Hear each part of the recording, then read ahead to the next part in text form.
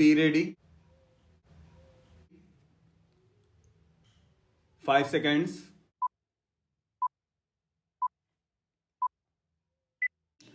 Start. This seminar to discuss parliamentary democratic forms of government is a very good move. I have looked at the heads of discussion on which papers have been received. They are interesting aspects of parliamentary democracy, but it seems to me that they deal with somewhat superficial aspects of the question. Democracy, as a speaker just now said, is a means to an end. What is the end we aim at? I do not know if everybody will agree with me, but I would say the end is the good life for the individual. What form it should take can be argued about, but the good life certainly must imply a certain satisfaction of the essential economic needs, which will release him from continuous oppression and which will give him a chance to develop his creative faculties. Parliamentary democracy is a growth of the last 150 or 200 years. We must remember that even in England, the franchise was strictly limited till recently. 20 or 30 years ago, a small percentage of the population had the vote. Even now, in quite advanced countries, women who form half the population do not have the vote. Democracy in those countries is presumably male democracy. It needed many struggles before democracy in the 19th century could widen out from the strict confines of certain classes. As the franchise was extended, the representatives chosen also ceased to belong to the higher classes. It is only in the last 30 years or so that adult franchise has come into being in a number of countries. This period is not long enough really to tell us what the ultimate effects of the universal franchise are likely to be in solving problems. Problems are solved not merely by the governmental structure being good, but by the quality of human beings, their education, and their character. The machine can at best make it easier for those qualities to develop and remove any elements which suppress growth. In the past, democracy has been taken chiefly to mean political democracy, roughly represented by the idea of every person having a vote. It is obvious that a vote by itself does not mean very much to a person who is down and out and starving. Such a person will be much more interested in food to eat than in a vote his democratic right. Therefore, political democracy by itself is not enough, except that it may be used to obtain a gradually increasing measure of economic democracy. The good things of life must become available to more and more people, and gross inequalities must be removed.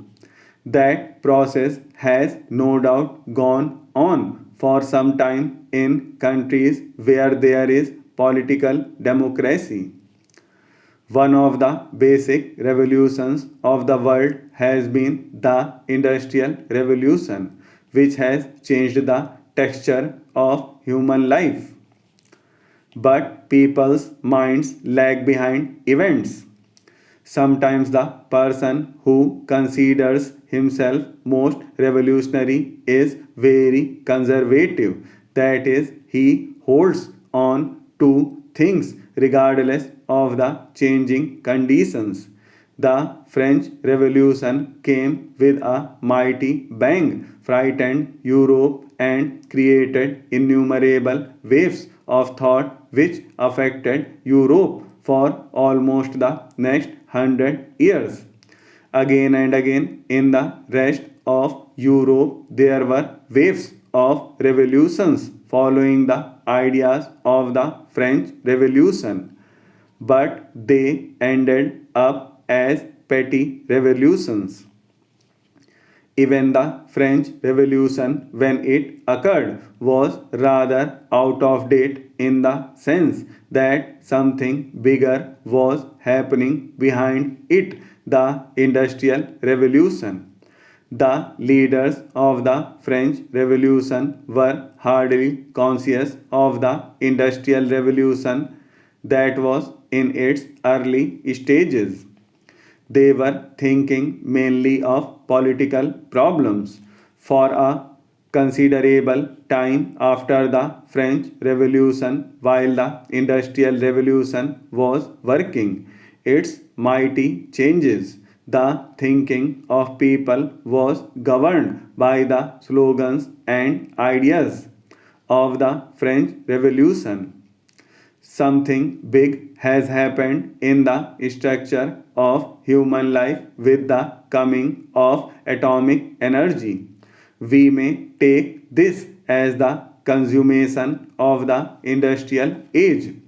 It forces us to decide how we are going to use this mighty power, rightly or wrongly, in conflict or in cooperation. All this should really force us to think on entirely new lines. We have to decide how to face these problems and not continue to think of petty matters. We believe in democracy. Speaking for myself, I believe in it. First of all, because I think it is the right means to achieve ends and because it is a peaceful method. Secondly, because it removes the pressure which other forms of government may impose on the individual. It transforms the discipline which is imposed by authority largely to self discipline. Self discipline means that even people who do not agree accept solutions because it is better to accept them than to have conflict. It is better to accept them and then change them if necessary by peaceful methods. Therefore, democracy means to me an attempt at the solution of all the economic and socio problems by peaceful methods. I would like to utilize this occasion to tell you and the nation what my government will do in the next 3 months. All of us are legitimately concerned about the prolonged downturn in the economy. Industry, especially, is looking to the government to take necessary steps to kick-start the economy. This is no doubt dictated by the objective of faster economic growth, but it is also necessitated by my own government's stated goal of creating at least 10 million new jobs each year in the economy. We shall soon announce a series of schemes to mobilize investable funds from idle resources existing in the country but unavailable to the exchequer.